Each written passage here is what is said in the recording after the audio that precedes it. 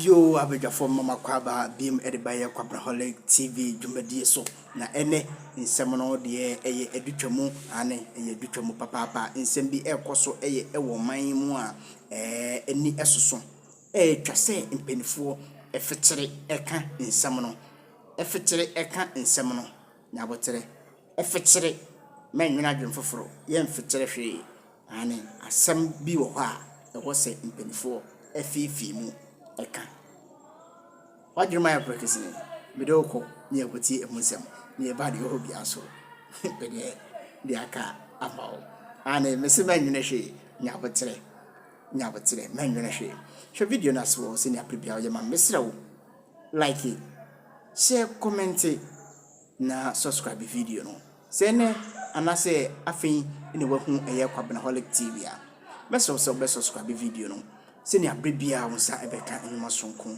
Prophetic TV so only preserved to vindicate and to preserve the legacy of their kingdom. So these vipers will not just release anywhere anyhow. They only attack people that have heard so much. And this was the same viper that was released to encounter Paul. Yes, the viper was released to fight Paul, to bite Paul, to contend with Paul. I'm not talking about money. I'm not talking about fame. I'm not talking about influence. Anybody that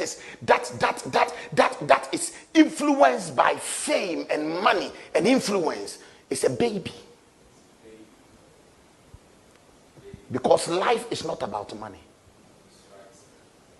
If all you are thinking about is popularity and fame, and it's so sad, even in our time and age, there are some even pastors, all they are thinking about is how to be famous and how to be influential for everybody to know them. If you want to be a celebrity, don't be a pastor, because pastoralism is not celebratism.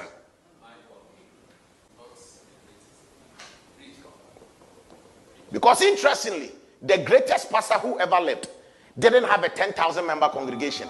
The greatest pastor who ever lived had a 12-member congregation. So having a 10,000 or 20,000 member congregation doesn't make you a great pastor. Driving in a Bentley doesn't make you a great prophet. Flying in a private jet doesn't make you a great pastor. I came to tell you what makes you great is the kind of vampires you have encountered and the kind of snakes you have fought and conquered. Snakes that could have bitten others cannot bite you. Things that conquered others cannot conquer you. Things that closed down other ministries cannot close you down. Yes, it affected the ministry, but you are still standing up. It affected your finances, but you are still standing up. Do you know that the same vampire, if they are to attack other people, they will lose their lives, they will lose their jobs, they will lose their businesses, they will lose their ministries. They fought you, but you are still standing up till today. That is strength. That is strength. Strength is not known by the people who stand by reason of money. Why do you think that the barbarians will say that this guy is so evil? This guy has escaped the wrath of the high seas, but the same guy cannot escape the vengeance and the anger of the viper, because they had seen that not a single person had escaped the anger of the viper. Not a single person had escaped the anger of this particular snake. Everybody that this particular snake encounters and fights, he conquered. But ladies and gentlemen, Paul was on a different assignment. Let me take this audacity to let you know that you are on a different assignment in your family. You are on a different assignment amongst your peers. You are not like your uncle. You are not like your father. You are not like your mother. They had a different purpose and a different destiny. You are here by a different assignment. You've got to fulfill your assignment. I know that it killed your uncle, but I came to tell you it cannot kill you. Why? Because you are a royal priesthood, a holy nation, a peculiar person. You have been set apart by God to accomplish a mission and an assignment. Let me reiterate and let everybody hearing me understand that the value of your life is not built within the amount of monies you have stored. that the value of life is in the battles you have survived. You see, oh, hallelujah, glory. How on earth can the army of Israel read the resume of Goliath, but never read the resume of David? Saul said, you are not able to fight this Philistine because I have read his resume. Watch this. David was just in the house of Saul, playing the harp for demons to live the life of Saul. He was close to Saul, but Saul never had the time to understand David, to read his accomplishment, never had time to read his resume. And so he was with him, but he still underestimated him. Why? Because his confidence and his dependence was on the fire that had been kindled by people. He never kindled his own fire towards David. And so he was able to read the CV of Saul, but never read the CV of David. And so David comes on the scene, and Saul says, you cannot fight Goliath because he has been a warrior from his youth. There is no way you can conquer him.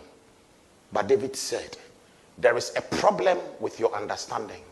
You know the David that plays the harp, but you don't know the David that kills the lions.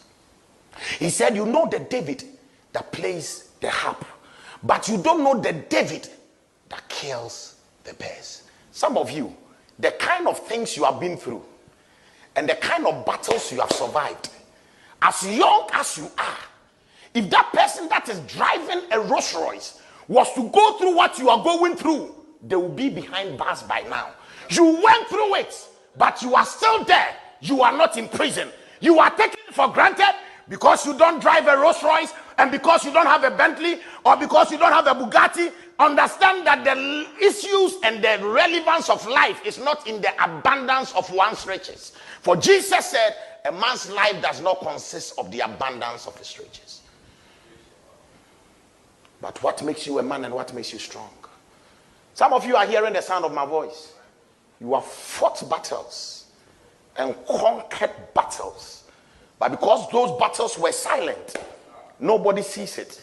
They see you in church without a car, and they underestimate you because all their focus and their importance have been placed on a car.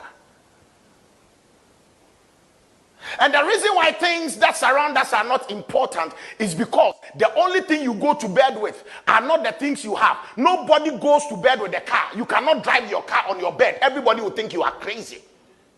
You don't go to bed wearing your watches, so it doesn't matter